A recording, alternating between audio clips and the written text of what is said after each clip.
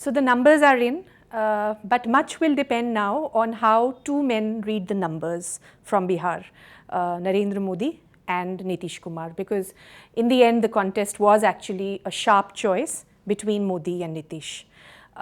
For Narendra Modi, there will be a great temptation to look at these results and to say that it was the arithmetic of the Mahagathbandhan that won, and to say that, you know, if you add up the JDU's numbers with the RJD's numbers, with the Congress numbers, and you look at opposition unity, the BJP would have lost anyway, even if the BJP did not admit it to begin with.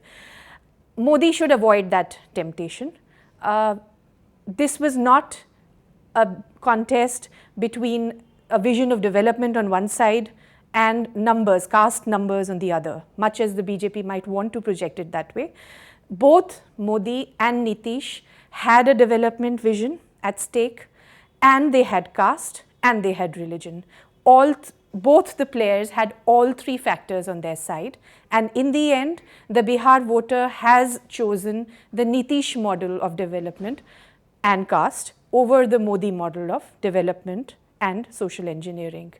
So Modi has to, if he really wants to read this verdict right and draw the right lessons from it, he would have to sit with the numbers and to ask himself what went wrong with the Modi model and what needs to be set right with it.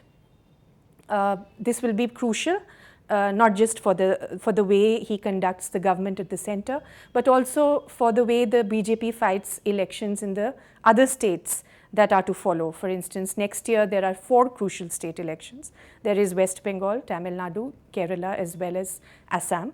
The BJP doesn't have very high stakes in all of them, but certainly in Assam it does. In West Bengal it is trying hard. So much depends on whether Modi is going to read the Bihar numbers right. There is another takeaway that seems clear in the Bihar results for Narendra Modi, and that is that the politics of polarization, which the Prime Minister did deploy in the last stages, particularly in the last stages of the Bihar campaign. It was not just his party, it was the Prime Minister himself who gave this campaign a harder edge than before by talking about the Darbhanga module, by talking about how Nitish and Lalu are conspiring to take away the backward caste quota and gift it to the minorities. Did that politics of polarization pay dividend? It did not. That much is clear. And it may even have contributed in some significant way to the BJP's defeat. So for Narendra Modi, there are 2 large lessons. One, he needs to relook at the development model that he sells to the people and stands for. And second, he needs to look at the dividend or lack of it of a politics of polarization. For Nitish Kumar, the messages are also clear. There will be many people who might now tell him that he won because of Lalu. Traveling through Bihar, one could see that while Lalu Prasad Yadav and his RJD brought a certain organizational strength and vigor and lessened the anxiety about numbers of the Nitish supporter, they played an enabling role. It was not that Lalu won Nitish the election, it was that Lalu made it possible for Nitish to win. The distinction matters because even as Nitish has in many crucial ways taken forward the project of backward caste empowerment that Lalu began in the 1990s, there are many ways in which Nitish is and has been and should perhaps continue to be the anti-Lalu. After having given a voice to many backward castes, Lalu left it there. He failed to draw the linkage between a politics of dignity and a politics of development. Nitish made that vital linkage, and it is this linkage that he has to guard in the new government that he forms with the RJD. So for Nitish, it would be dangerous if he allowed himself to be convinced that the victory came from Lalu, that his victory came from Lalu. I think there are no easy explanations for Nitish's victory. It is not because of Mohan Bhagwat's polarizing statement on caste. It is not because of Lalu's organizational strength. It was, on the other hand, because of the slow but steady hard work that he put in his 2 tenures in government, and that is what he must build upon.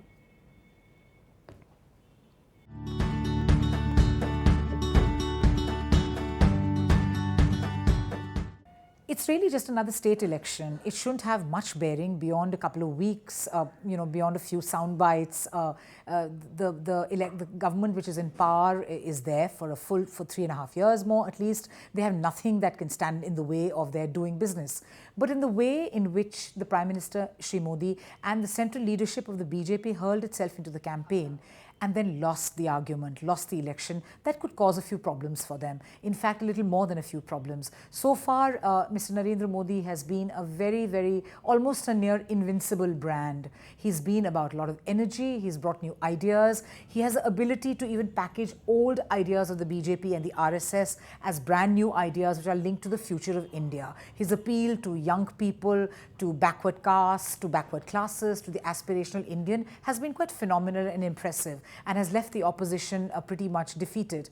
But him talking about issues, whether it is issues related to state issues, law and order problems, whether it is issues which bordered on bringing up classical Hindutva tropes, things like religious discrimination in caste reservation and various things, were pretty much borderline statements. The language used, the tone with which he addressed the opponents, and then losing the election. That has an implication. I also think the dent or the slight damage it will do to brand Modi would reflect itself in foreign policy, which seems to be a very key area of Mr. Modi's concerns and interests. A lot of leaders fate India, obviously because of it's a big country, but also because they see in Mr. Modi a bit of Erdogan, a powerful elected leader with the full backing of his countrymen. Big defeats like this, where he's put himself as kind of opening the batting, if you like, make foreign leaders also skeptical. So perhaps the over-the-top welcomes that were happening abroad could get slightly diminished and throw a little a question mark in their heads. Also, when it comes to dealing with neighbors, this election brought from the highest leadership invocations of Pakistan. There was also a sense that what was happening in Nepal could have been impacted by what was happening in Bihar because it borders Nepal. So all of that, now losing that whole election, could be full of implications which are more than just run-of-the-mill and business as usual.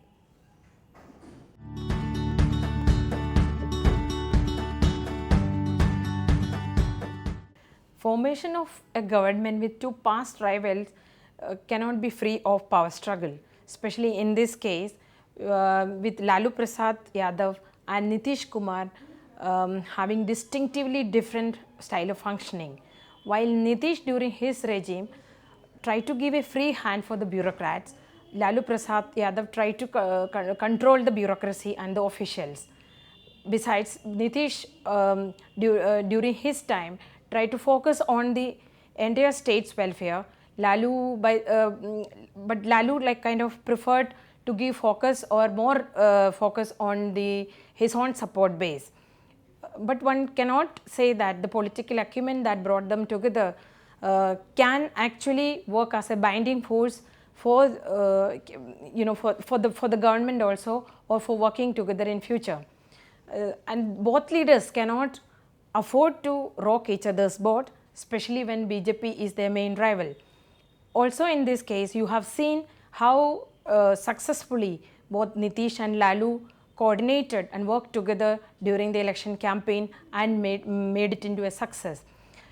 In Lalu's case, his both sons have just started their political journey, and working with Nitish could lay a foundation for their political journey in future.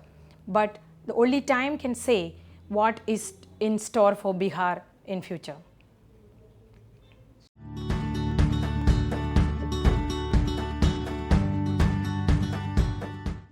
I think the winter session of Parliament is going to be as stormy as the monsoon session, especially now that the opposition will come back with a renewed vigor, and they'll try and corner the government on every front, be it price rise, be it intolerance, be it the debate over the idea of India, and be it the issue of non-performance by the BJP government, and especially the issue of the poor fiscal finances of the country.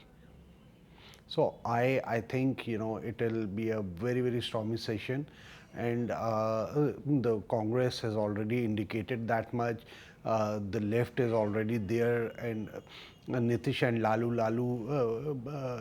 Yadav today, talking to media persons, said that Nitish ji Bihar संभालेंगे, हम दिल्ली में संभालेंगे.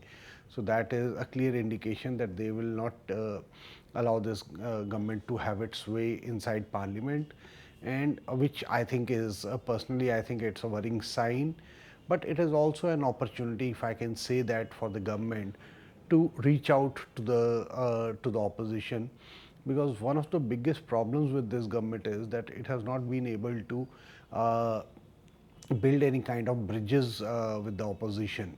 The Prime Minister has been aloof, majority of his senior leaders, except to a certain extent Mr. Arun Jaitley and Mr. Venkaiah Naidu. They don't talk too often to the opposition as they should be doing. And maybe this is the time for all of them to open up. It doesn't hurt, it wouldn't hurt the government to, for example, if the Prime Minister were to, invite the Congress president or some group of senior leaders over tea and discussed how to settle this parliamentary logjam, because there is very important legislative business that has to be passed, especially the GST bill. Then they have to take a call on the land bill. Then there are so many other things which are stuck in Parliament for want of legislative consensus between the government and the opposition. So I hope for the sake of this country something is worked out to the mutual convenience of benefit of both the groups. But if I were to take a bet, I would say it would be very difficult for the government to get any business passed in this coming house.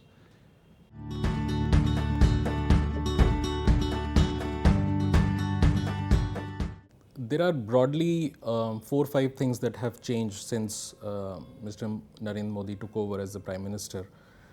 One big thing was that for the first time there was a state leader who was coming with a lot of force to occupy the position of the Prime Minister, and as such it was expected that he would bring to the centre a certain amount of sensibility about how states feel when they are dealing with the central government and what their genuine concerns are, and that was a matter of huge hope. And the other thing was that constitutionally the 14th Finance Commission made a very bold recommendation where it said that more funds should be devolved to state governments to decide on what their priorities are.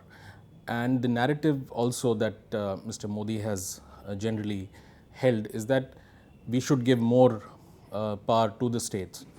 So on the face of it, those were broadly the positive things happening towards center-state relation, and which is a huge issue in the past, has been a huge issue in the past.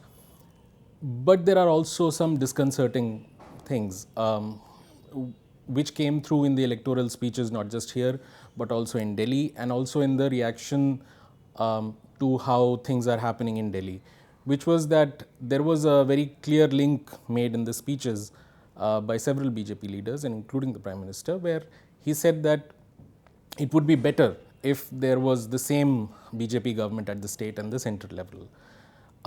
Coupled with that was a situation where the central government has found it definitely difficult to push a lot of laws, in particular say the land acquisition, and so more and more focus has gone to the state governments, and it's being debated and sort of argued that maybe it's up to the states to decide what they want as a law. So the situation is fairly confused in that sense. There are constitutional trends, narratives being built towards better relations, but there are also these, some might say, veiled threats that if you do not sort of fall into the line, then perhaps you may not benefit as much. The consequence of such a humongous result in favor of the state and regional players is that it provides a template for all state and regional players. Mayawati, for example, in UP, which is perhaps the biggest next election in 2017, for them to consolidate and figure out their own partners and figure out a way to really challenge the BJP strength at the center, just staying true to their state roots. So in the coming months and future elections, we'll see more and more regional players perhaps coming together and finding a Mahagathbandhan kind of template, and voicing the concerns of the people of that region more effectively. And that would mean that Mr. Modi would have to clarify exactly where he stands, and the sort of the confusion about what the constitution says and what he wants might require certain amount of elaboration.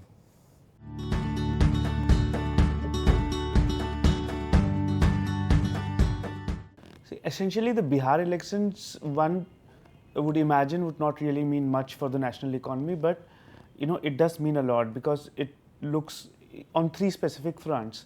One, of course, is on the immediate stock markets. You would say that whether the stock markets would take it as a signal if it is a development-based agenda which is winning elections, or is it caste-based arithmetic which wins the elections. Clearly, in the first few phases of the polls, we got a sense that it is the development agenda that's playing a very strong role. But subsequently, of course, everything became caste-based arithmetic, religion-based arithmetic in the elections.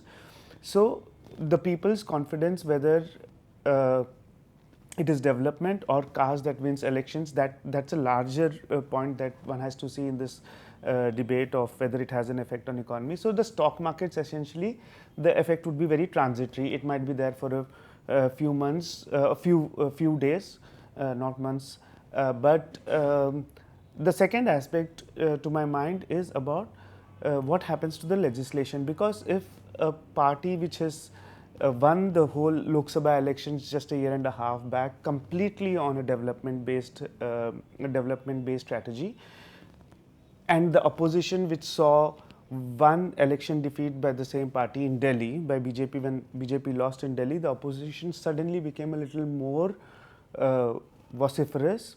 It was more demanding. It was more ferocious in its opposition to certain policy level or reform level legislations of this government. So when BJP, which is ruling the center, loses a Bihar election, it has a huge impact, because suddenly opposition gets much more emboldened. So you'll see a lot of logjam in the legislative agenda of this government. So that is one thing which affects the economy a lot, because you have seen that the land bill hasn't worked.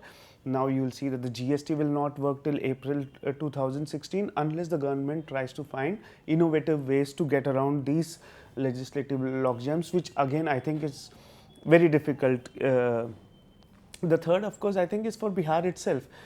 See, Bihar and Uttar Pradesh together have a huge percentage of young population which is ready to get into higher education, which is ready to go into colleges for degrees, and then which will come out as a work skill force for the entire country. So, say for instance, 5 million people graduate, clear their 12th exams in a year, and this is the 5 million people who are going to get education, do their graduation, and then be available for the workforce. So if this workforce is able to get jobs, employment within Bihar, which is not really happening now, because Bihar essentially is just about contributes only 3% to the national economy. So Bihar is not really a state where the contribution to the national economy is large, because Bihar hasn't seen the kind of investments in industries, manufacturing, the way one would love to for a state of its size. So most of the people in Bihar, the youngsters in Bihar, are going out to other cities, other states for jobs. So if this huge market of youngsters finds jobs in Bihar in their own state, it also helps the domestic economy because the incomes get retained here. People find employment, they have demand for homes, they have demand for cars, two-wheelers, all of that. So Bihar economy itself gets a big boost if the economy develops, if there is huge emphasis on the economy, on development, on infrastructure, on attracting investments. So one has to be really optimistic that the Nitish Lalu combined will work fully for, say, bringing industry into the state, creating jobs. That should be the primary or development agenda for the state.